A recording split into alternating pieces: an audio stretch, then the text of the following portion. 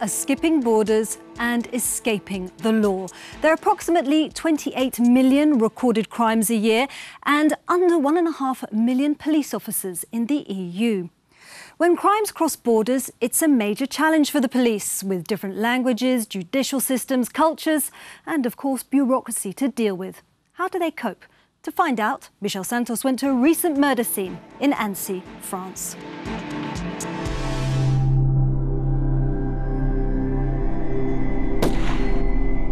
It's undoubtedly one of the grimmest murders to have taken place in Europe in recent times. 3 members of the same family and a local man gunned down at an idyllic spot in the French Alps, all with bullets to the head.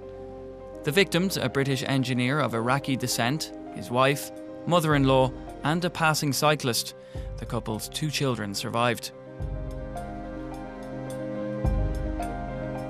The crime took place in the middle of the holiday region of Annecy in southeastern France.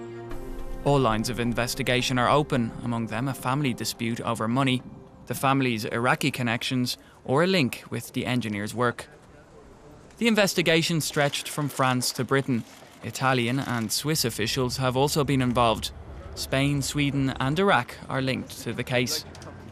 But cooperation has been difficult, namely between the French and British security forces.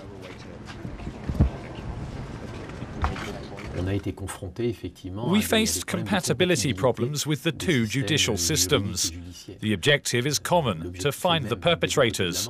We could spend hours trying to phrase the questions the way the British wanted them to be, but that was a complete waste of time. It was a very inefficient way of doing things.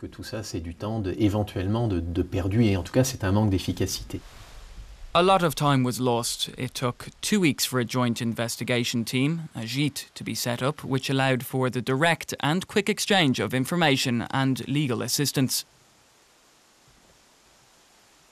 We still do not have enough experience on investigator and prosecutor level with this rather new instrument, and one has also, and that's a second obstacle, one has to mention that JITs are quite cost intensive. I'm thinking of travel cost, translation cost, interpretation cost and so on. Mystery still surrounds the crime in the French Alps. Not only is it a cross-border crime, there are few clues, and solving it appears to be a huge task for police. As we've been hearing, this is a huge investigation. Some 650 people have been questioned so far over the murder internationally. To discuss the issue of police cooperation, I'm joined on the front line by Robert Wainwright, Director of Europol, the EU's law enforcement agency, and Audit Meerkerk from the Cold Case Squad in Rotterdam, the Netherlands, which mostly investigates murders, cases which can be cross-border. Now, we've been looking at this case, which is a particularly nasty murder case, but give us the big picture. What are the main cross-border threats we're facing? Well, it's a truly horrific case, of course, but what it shows to me is the global nature of crime these days. At Europol, we are coordinating 15,000 cases a year into serious crime, different forms of organised crime and terrorism. We're still dealing with a really terrible drugs problem in Europe. Heroin and cocaine on our streets that is blighting societies in every major city in Europe. We still have large mafia organisations. In Italy, still, mafia organisations that have an annual revenue of 130 billion euros a year. This is a huge criminal enterprise. But what's troubling us the most at the moment in Europol is the emergence of a new brand of organised crime. Smaller, more mobile, more entrepreneurial groups that are operating right across Europe in a range of criminal activity and in a way that largely goes hidden from public view. So, Ronald, as somebody who's actively, working to solve cases, what's your instinct as you find out that a crime is cross-border? What's the first thing you want to do? And the first thing you want to do is get in touch with the right persons in the other country, because you need a cooperation to solve a case. So how do you do that? Well, there are a few ways how you can do that. You can give a call to Europol and ask them if they can bring you in contact with the right person in that country, because they have a large network. But maybe you know somebody in the other country and you directly call the department you already worked with, and then the train gets to drive. Quicker? Yes. The problem is, though, Isabel, that I think in Holland we have many good examples of that, but around Europe, still, investigators on the front line are not making use of the measures we have established at Europol around the EU to exchange information in real time in order that we can respond collectively much better to crime. So what are the most crucial moments in an investigation? What's the more important time in a time frame of an investigation?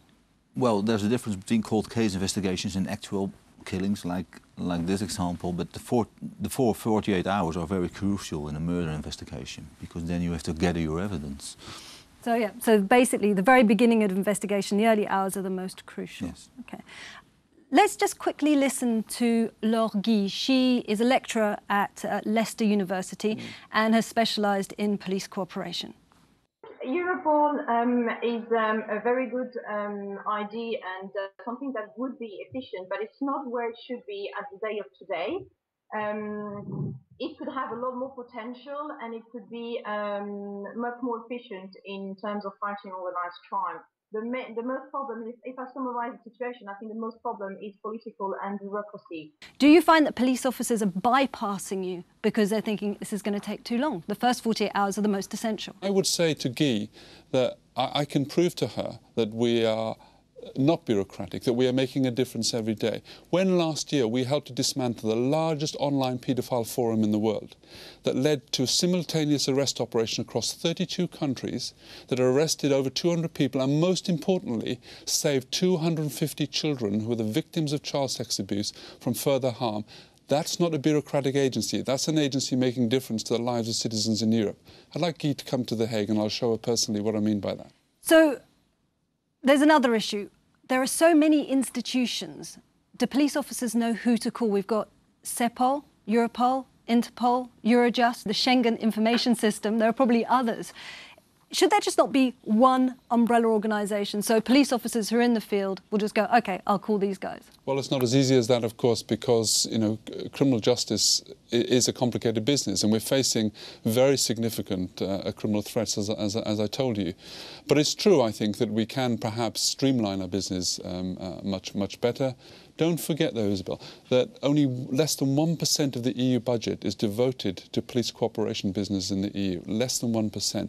That means there's not a lot of money to go around, and it means that the onus is on us, particularly at this time of economic austerity, to work harder and smarter in order that we can combat these threats. Is money an issue when it comes to investigating? Do you find that you can't go as far as you would like to because you don't have the money to fund your investigations? Well, money is always an issue because man-hours cost a lot and you only can spend them once. So money is always an issue, and that's also one of the things on operational level. You only can use a team one time. So you have to take a decision. You have to choose between different cases. And that's the same. When another country calls for assistance, you have to make a choice what we're going to do and what we're going to do not. And another issue we touched upon, which also complicates life, is the different judiciaries. Could you explain to me how that affects your work? Well, you always have to think and to consider if you get your evidence on the right way by Dutch law, if you can use it in court in other European countries. So that's always something you have to consider before you take the decision how to gather your evidence. So is it idealistic to think that we could have a consolidation of judiciaries in Europe? Well, I think it's difficult to do that because some of the differences are fundamental in terms of the nature of the regimes and how they developed over 200 years or more. I think, however, the EU exists, of course, to provide a certain level of effective coordination to remove those barriers, to make it easier, therefore, for police forces in particular to cooperate. The Schengen zone, that facilitates criminals, it helps them cross borders. Does the same exist for the police, security forces? Do you have that same ability to penetrate into other countries?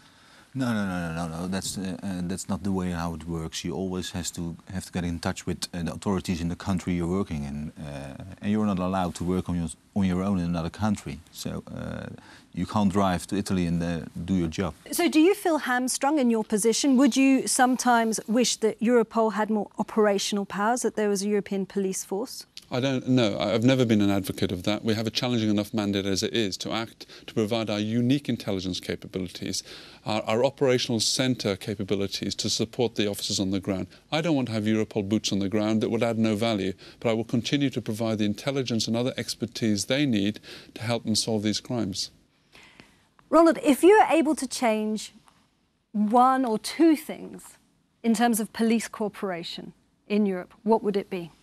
Well, I think one of the important things is to get more experience on operational level with cross-border cooperation, because a lot of people on operational level don't have the experience to work together with other countries. So they are a little bit afraid of it because they don't know how to do it. So if you train them, it won't be that difficult for them to pick up the telephone, to call Europol or another country to ask how we're going to deal with the problem. And finally, criminal cooperation, is it better than police cooperation? They have more advantages than the police officers. I would never say that the criminals are defeating us and getting the better of us. I think, you know, I'm privileged enough to work in a community where there are talented police officers like Roland, talented people who are really committed to their job. Normally we win in the end, and I will never give up that aspirational ambition in a fight against organised crime. Gentlemen, many thanks. So, transnational organised crime is big business and is estimated to rake in about €670 billion a year globally. So with that kind of funding, police could well have an uphill task keeping up. On the Front Line returns next month, but please send me your comments and thoughts on this programme or others via Twitter.